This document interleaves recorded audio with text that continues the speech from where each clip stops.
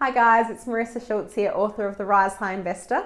Thanks for tuning in to one of my weekly property investor videos where I hope to give you massive value to help you achieve your property investment goals. Today we're going to talk about choosing the right ownership structure. And there are a number of ownership structures you can choose as a property investor, and it's really, really important that you make the right decision and choose the right one, because making the wrong decision can be very, very expensive down the track. Okay, so let's just have a quick summary of what the structures are that you can choose.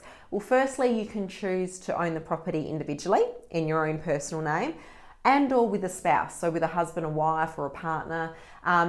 And that's an individual ownership. Now, if you choose to own it individually, the question is, will you own it as tenants in common or will you own it as joint tenants? That's assuming that you're purchasing it with another person. So tenants in common and joint tenants will have different impacts long term for you. So they're things that you need to talk about with your conveyancer and work out which one is right for you. For example, if you own it as joint tenants, then if one of you were to pass away, then your share will automatically go, the person's share that passed away will automatically go to the survivor. Whereas with tenants in common, you have the ability to allocate your share of ownership in your will as you please. So there's very important differences that you have to be aware of. If you don't want to own it individually, you can consider other ownership structures which have multiple advantages. You can consider owning the property in a trust. You know, the popular ones are a discretionary trust, a family trust, or a unit trust, or you can consider owning the property in a company. So all of these ownership structures have pros and cons, and there's lots of things to consider. So how do you actually consider which one is right for you? Well, I think there's four main things that you need to consider in terms of your situation to decide which is the right ownership structure for you. And it's really important to consider these before you speak to your lawyer or accountant in terms of getting the advice that you need about finding the right ownership structure. The first consideration is tax planning. So as a property investor, there's a few taxes that are applicable. You've got your income tax, which is obviously, will be impacted if you've got negatively or positively geared properties. You've got capital gains tax, which will obviously come into play at a point in time when you sell the property. And you've also got land tax, which is a sneaky one that not many people know about until they become property investors and until they get hit with a massive land tax bill.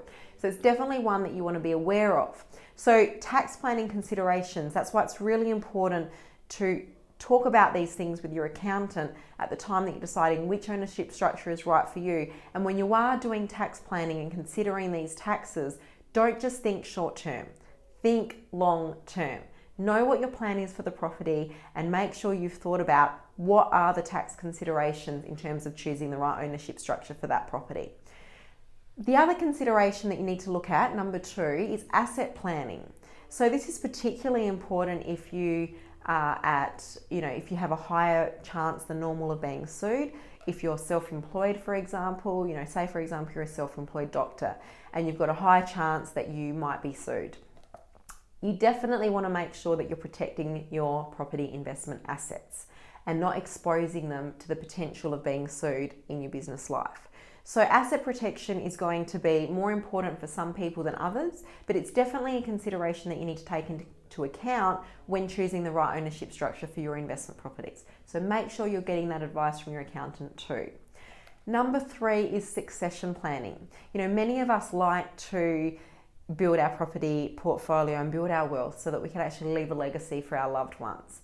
Now, the only way that you're going to be able to leave a legacy for your loved ones is if you have spent time and energy and effort into adequate succession planning and thinking about how the assets and the wealth that you're building up is going to be distributed to your loved ones when you pass away. So whilst it's sort of a fun topic to think about, it is an important consideration when choosing ownership structures, because different ownership structures will mean different things from a succession planning perspective. So make sure you've covered off on those things with your accountant too. Finally, there's the consideration of cost. Obviously, there is a little bit more cost associated with setting up a structure like a trust and a company versus holding a property individually. But all in all, I don't think it's very expensive to set up a trust and a company. So I actually think that costs should be eliminated as a consideration, because I think the other 3 things that we've talked about, the asset planning, the tax planning, the asset protection, and the succession planning are far more important. And if you get those three things right, the cost of setting up and ongoing for a trust and a company is negligible. So there's my thoughts on ownership structures. I will stress that it is important to know the ownership structure before you sign a contract to buy a property, if possible. If that's not possible, make sure you're signing the contract and/or nominees so that you've still got the opportunity to change the owner prior to settlement, or at least prior to applying for your loan. So hopefully that helps. Make sure you get the right advice on this one, because it's very expensive to change ownership structures down the track. So it is very, very important that you do get the right advice on this one. So speak to your accountant or property lawyer today and make sure that you are setting up your properties in the right structure. Hope this has been of value. I'd love to hear your thoughts, comments or questions. You can email me at propertyinvestor@risehigh.com.au. As a thank you for tuning in today, I'm also offering you a 50% discount on my book. You can hop onto the website risehighinvestor.com.au, enter the code word video, and you will get your discount. Thanks again for tuning in. I will see you next week. Bye.